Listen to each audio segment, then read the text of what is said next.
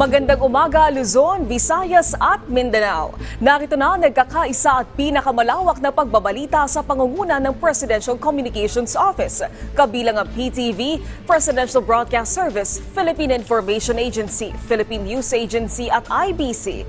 Tutok na sa mahalagang balita mula sa iba't ibang bahagi ng bansa. Ito ang Balitang Pambansa. Ngayong umaga sa Balitang Pambansa. Bulkang Kanlaon nasa Alert Level 3 pa rin matapos pumutok. Mga residenteng malapit sa bulkan agad na inilikas. Mahigit 5,000 individual sa bayan ng La Castellana nasa evacuation centers na. PHIVOLCS at Department of Health nagpaalala sa posibleng epekto sa kalusugan ng pagputok ng Bulkang Kanlaon. Pangulong Ferdinand R. Marcos Jr. dinagdagan ang service recognition incentive ng mahigit 1 milyong guro. 3 mahalagang batas kabilang ang mental health program sa mga eskwelahan at batas na nagbibigay ng mas maraming suporta sa mga magsasaka, pinirmahan ni Pangulong Ferdinand R. Marcos Jr. At mga opisyal ng local government nagpasalamat kay Pangulong Marcos Jr. sa maagang regalong ibinigay sa libu-libong kabataan. Mabilis na umaksyon ang lokal na pamahalaan para tulungan ang mga residenteng naapektuhan ng pagsabog ng Bulkang Kanlaon. Si Jessie Atienza ng PTV Cebu sa Balitang Pambansa.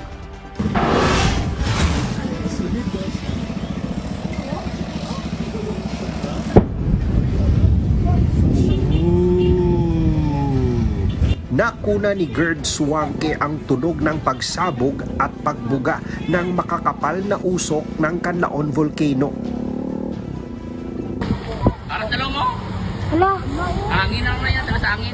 wala yan. Gagi, nanginginig ako. Napurog ko. Nabalot ng takot ang mga residente sa pagsabog ng bulkan na itinaas sa Alert Level 3. Mabilis na nanawagan ng evacuation ang alkalde ng Canlaon City sa mga residenteng nakatira malapit sa paanan ng bulkan. Agad tinakpan ng alikabok o ashfall ang city proper ng Bagos City sa Negros Occidental. Inabisuhan ng lokal na pamahalaan na magsuot ng face mask ang mga mamamayan.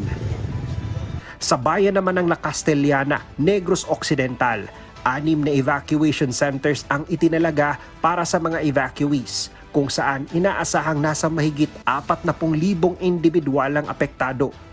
Ayon sa DSWD Region 7, handa na ang halos 85,000 family food packs at 28,000 na mga non-food items na ide-deploy sa Canlaon City.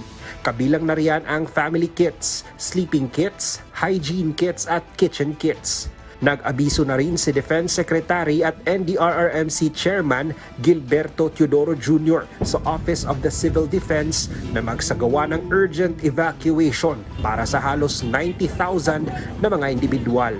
Mula sa PTV Cebu, Jessie Atienza para sa Balitang Pambansa. Gagi. Nananatili sa Alert Level 3 ang Bulkang Kanlaon matapos itong pumutok kahapon ng hapon. Nagbuga ito na makakapal na usok na may kasamang abo. Ang detalye sa Balitang Pambansa ni Floyd Brenz sa PTV. Makakapal na usok na may kasamang abo ang ibinuga ng Bulkang Kanlaon kahapon. Umabot sa 4,000 metro ang taas ng plume na tumagal ng 7 minuto. Itinaas agad sa Alert Level 3 ang Canlaon Volcano na huling sumabog noong June 2024. Nanginginig ako. Napurog ko. Grabe oh. Nagulantang ang mga residente sa pagsabog ng bulkan. Tanaw na tanaw ng mga residente ang makapal na usok. Ayon kay PHIVOLCS DOST Director Teresito Bacolcol, may posibilidad na magkaroon ng expansion of danger zone. Ang isa sa pinaka-crucial dito would be the expansion of the danger zone from 4 kilometers to 6 kilometers. So we are advising the LGUs to evacuate people living within the 6-kilometer danger zone. Pinayuhan na ang mga residente na nasa 6-kilometer danger zone na lumikas. Inilikas na rin ang ilan sa kanila. As of now, meron na kaming mga more than 100 individuals no, coming from Barangay Masulog, Sitio Mananawin, na nag-evacuate ngayon lang. Tiniyak ng Department of Social Welfare and Development na handa itong magbigay ng Family Food Packs o FFPs sa mga residente ng Negros Island. Nakahanda na ang 1.4 million boxes ng FFPs para sa mga apektado ng pagsabog ng bulkan. Nagbaba na rin ng direktiba ang Office of Civil Defense sa Western and Central Visayas Regional Offices na i-prioritize ang evacuation ng mga apektadong residente. Mula PTV, Floyd Brenz, Balitang Pambansa. Agad namang nagpatupad ng contingency plan sa mga lokal na pamahalaan kasunod ng pagsabog ng Bulkang Kanlaon. Habang ang Office of Civil Defense naman, tiniyak ang kahandaan sa pagresponde sa pangangailangan ng mga residente. Si Bernard Susbilia ng PIA sa Balitang Pambansa. Bernard? Nakataas pa rin sa Alert Level 3 ang status ng Bulkang Kanlaon kasunod ng pagputok nito kahapon. Kaya ipinapatupad na ng mga lokal na pamahalaan ang kani-kanilang contingency plans. Habang sinisiguro naman ng Office of Civil Defense o OCD ang kahandaan ng mga lokal na otoridad sa pagresponde. Nagpapatuloy ang isinasagawang evacuation efforts ng mga lokal na pamahalaan ng Bago, La Cardota, La Castellana at Murcia para mailikas sa mas ligtas na lugar ang kani-kanilang mga residente, lalo na at maaari pang masundan ang pagputok ng Kanlaon ayon sa FIVOX. Kahapon inabisuhan ng FIVOX ang mga lokal na pamahalaan na ilikas na ang mga komunidad sa loob ng 6-kilometer danger zone. Sa bayan ng La Castellana, umabot na sa higit kumulang 5,400 na individual o 1,600 pamilya ang nananatili ngayon sa 10 evacuation centers sa bayan. As of now, ongoing yung evacuation natin, no, ng affected municipalities natin, which are the La Castellana, La Carlota, and Bago City. Dagdag pa ni Fernandez, kaya gumano ang Himamaylan LGU na tumanggap ng mga evacuees kung sakaling kulangin na ang mga evacuation sites ng mga apektadong LGUs. Ayon sa datos ng Office of Civil Defense, mahigit kumulang 87,000 mga residente ang kinakailangang ilikas sa palibot ng bulkan. Sa bayan ng La Castellana, may 10 nakatadang evacuation centers, samantala may hindi bababa sa 4 naman sa Bago City at 2 sa La Carlota City. Ang pangangailangan nila, according to them, is they need additional transport assets, which the other LGUs provided. No? So tumulong si Mamaylan, Ilog, Kawayan, Bacolod City, no? Pulupandan, and all others. No? Kung sakaling lumala pa ang sitwasyon, itinakda ring primary evacuation center ang Panaad Stadium sa Bacolod City na kayang tumanggap ng halos 30,000 evacuees. Maglalagay rin ng water tanks para masiguro ang tuloy-tuloy na supply ng tubig sa evacuation centers. Inihanda rin ng Office of Civil Defense Region 6 ang karagdagang higit 2,000 face masks at 1,000 hygiene kits, gayon din ang water filtration truck. Siniguro naman ng Department of Social Welfare and Development na madalagdagan ang family food packs at non-food items para sa mga apektadong pamilya bilang dagdag tulong ito sa mga apektadong lugar. Ayon naman sa DOST Pag-asa, kailangan ding bantay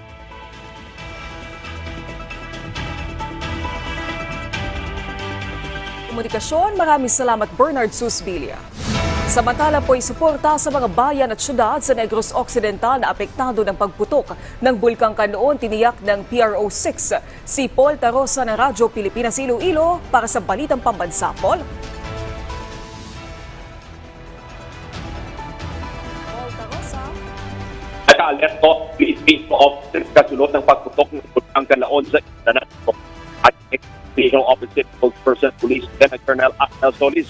Nakatutok ang Negros Occidental Office sa pagbigay ng suporta sa mga apektadong local government units, lalo na sa pagtikas sa mga residente, sa mga evacuation centers at iba pang tungkulin ng cluster.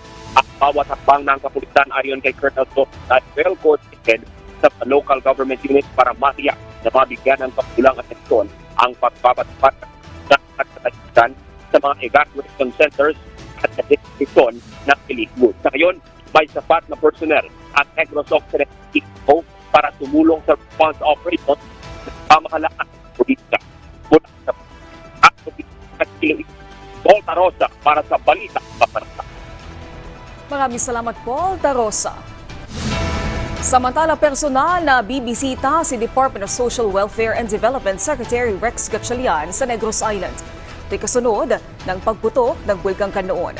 Mababatid na nauna nang nagbigay ng direktiba si Gatchalian sa mga Regional Director ng Western Visayas at Central Visayas na makipagtulungan sa mga lokal na pamahalaan para matugunan ang pangangailangan ng mga pamilya at individual na apektado ng pagputok ng Bulkang Kanlaon. Tiniyak din ng kalihim ang pagpapaabot ng agarang tulong sa mga naapektuhan sa buong probinsya ng Negros. Dahil pa rin sa pagputok ng Bulkang Kanlaon, pinagbabawalan muna ang lahat ng eroplano na lumipad malapit sa Mount Kanlaon. Sa inilabas sa NOTAM o Notice to Airmen ng Civil Aviation Authority of the Philippines, epektibo ito hanggang alas 9 ng umaga ngayong araw. Sakop ng NOTAM ang flights malapit sa Mount Kanlaon na ang vertical limit ay 10,000 feet mula sa kalupaan. Wala pong pasok ang ilang lugar sa bansa ngayong araw dahil sa pagputok ng Bulkang Kanlaon sa Negros Island Region. Kabilang sa nagsuspinde ng klase ay ang ilang bayan sa Albay, Antique, Camarines Norte. Wala ring pasok ang mga estudyante sa ilang bayan sa Camarines Sur, Guimaras, Negros Occidental, Quezon at Sorsogon. Samantala, ipinaubaya naman sa private sector kung nais silang magsuspinde ng klase o hindi.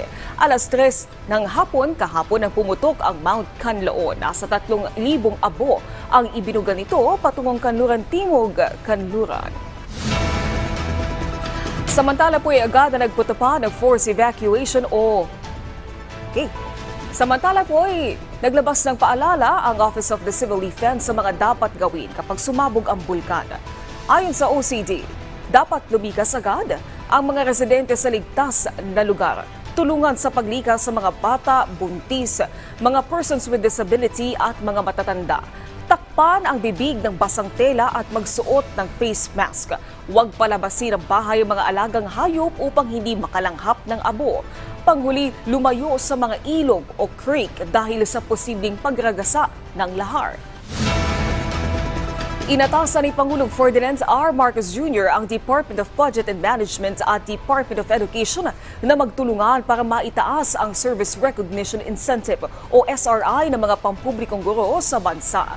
Bilang pagkilala sa mahalagang papel ng mga guro sa kinabukasan ng mga bata, plano ng pamahalaan na itaas sa 20,000 pesos mula sa 18,000 pesos ang SRI ng mga guro. Ang SRI ay taunang insentibo na ibinibigay sa mga empleyado ng gobyerno na kinikilala ang kanilang dedikasyon sa trabaho. Nagpasalamat naman si Education Secretary Sonny Angara sa direktiba ng Pangulo. Magsisilbihan niya itong moral booster para lalo pang pagbutihin ng mga guro ang kanilang pagtuturo sa mga estudyante. Pinagtibay ni Pangulong Ferdinand R. Marcos Jr. ang 3 batas na makakatulong sa pagpapaunlad ng pamumuhay ng mga Pilipino. Kabilang na dyan ang batas na titiyak sa food security ng bansa at ang magtataguyod sa mental health ng mga guro at mga mag-aaral. Si Clazel Pardilla ng PTV sa Balitang Pambansa. Napabibilis man ng social media ang komunikasyon sa magulang at kaibigan ni Melfi, naghihinay-hinay pa rin siya sa paggamit nito. Pinagmumulan raw kasi ito minsan ng kanyang stress. May mga dapat pong hindi po makita ng mga bata. Katulad po yung mga nag-aaway po, makikita ka ng mga bastos, kinahide ko po para hindi ko na po makita. Ang dami naman ang ginagawa sa eskwelahan ang pinag-uugatan umano ng stress ng anak ni Kathy. Kaya diskarte niya bilang magulang. May bonding talaga po. Lumalabas kami, nagsisimba para po kahit pa paano na-enjoy pa rin nila yung pagiging bata nila. Para pangalagaan ng mental health o kalusugan ng isip ng mga kabataan, isinabatas si Pangulong Ferdinand R. Marcos Jr. ang Basic Education Mental Health and Well-Being Promotion Act. Layo nitong itaguyod ang mga programang makapagpapabuti sa kalusugan ng isip ng mga kabataang sa elementarya at sekundarya. Sa ilalim kasi ng naturang batas, magtatatag ng mga care centers sa mga eskwelahan. Magbubukas ng 4,600 plantilla positions para magkaroon ng school counselor sa mga paaralan na magbibigay ng libreng counseling, stress management at bawasan ang stigma sa mental health. When our learners and school personnel are mentally healthy, academic performance improves. absenteeism decreases, and a culture of compassion and understanding flourishes. Beyond being a safeguard to our youth and school personnel, this law is also an investment in the intellectual, emotional, and social future and development of our nation. Ngayong din ganap ng batas ang VAT Refund for Non-Residents Tourists Act. Inaasahang makapaghikay ito ng turista habang ipinakikilala ang Pilipinas bilang prime shopping destination sa Southeast Asia. Papayagan na kasi nito ang mga dayuhang turista na mag-claim ng 12% value-added tax refund para sa mga lokal na produktong binibili dito sa bansa na nagkakahalaga ng 3,000 piso kada transaksyon. Ayon kay Pangulong Ferdinand Marcos Jr., inaasahang tataas ng 30% ang gastos sa mga turista sa bansa na malaking tulong para sa maliliit na negosyo at lokal na industriya. This VAT refund program will help put a spotlight to our rich local offerings.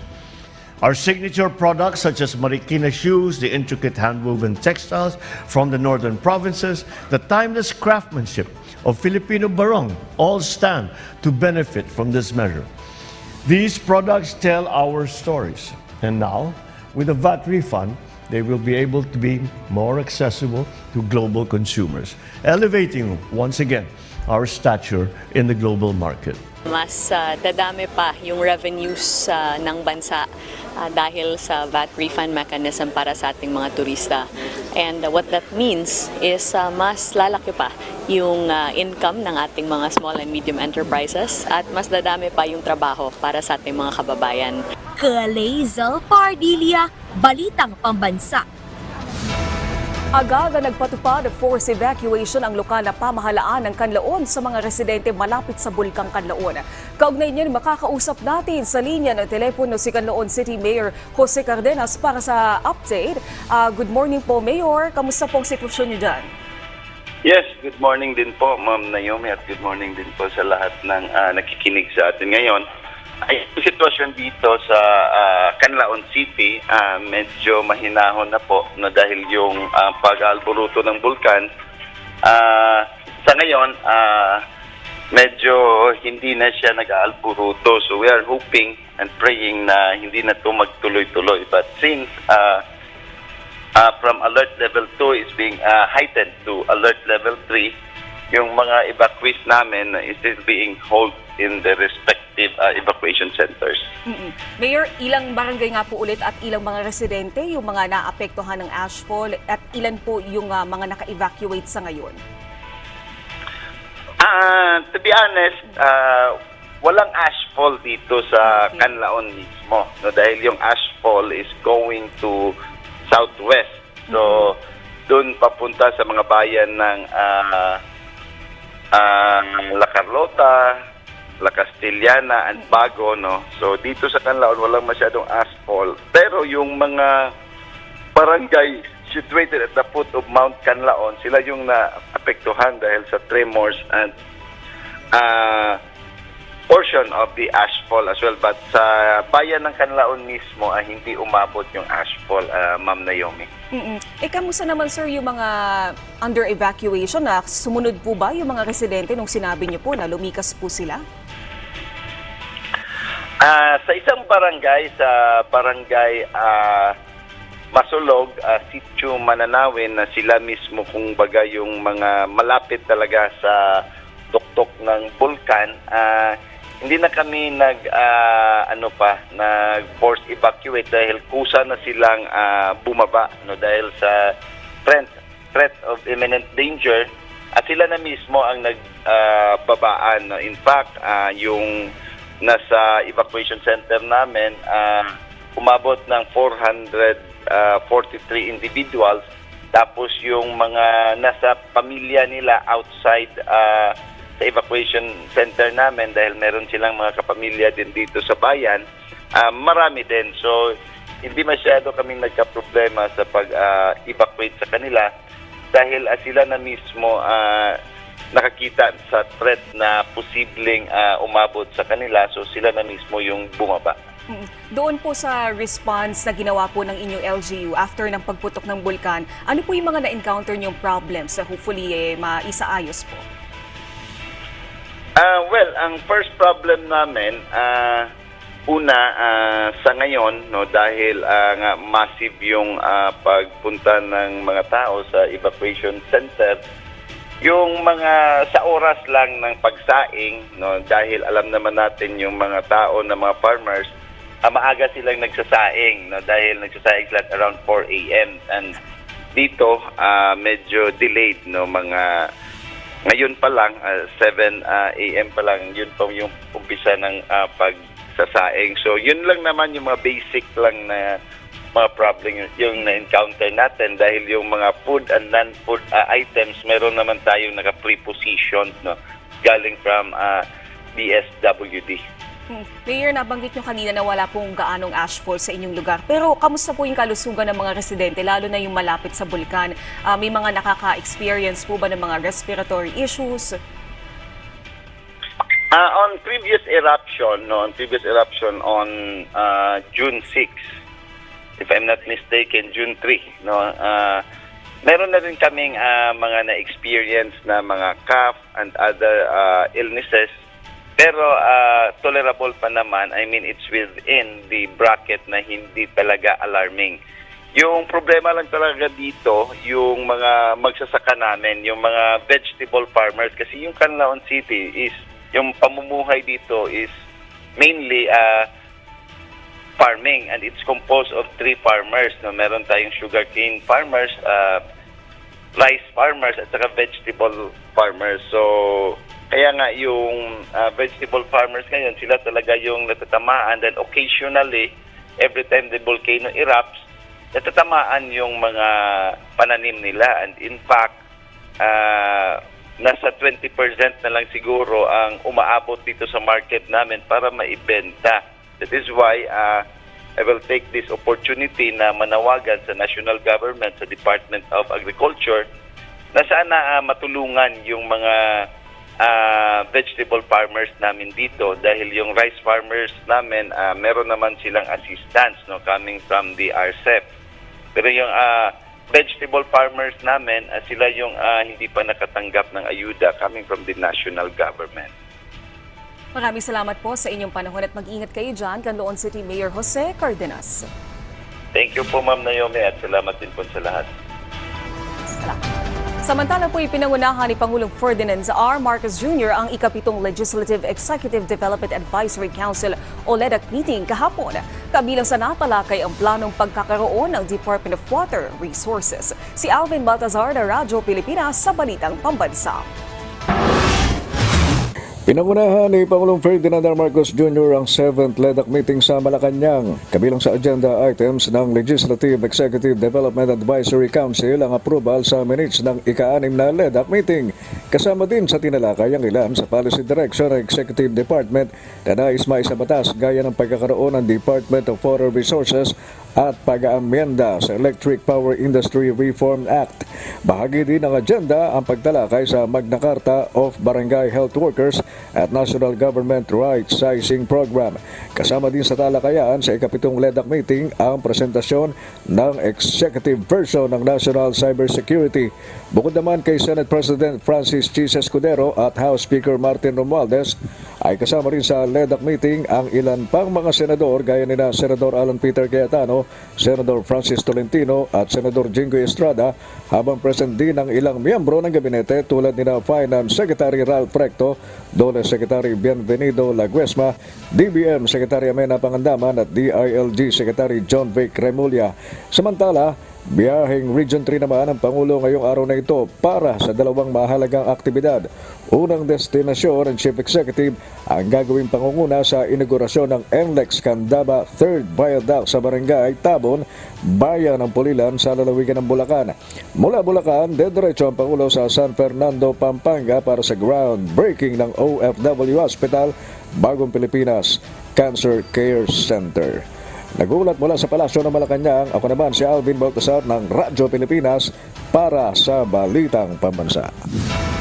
Ikinatuwa ng mga opisyal ng mga lokal na pamahalaan sa Davao Region ang pamamahagi ni Pangulong Ferdinand R. Marcos Jr. ng titulo ng lupa sa mga benepisyaryo sa rehiyon. Anila, nagpapakita lang ng dedikasyon ng Pangulo para sa mga magsasaka.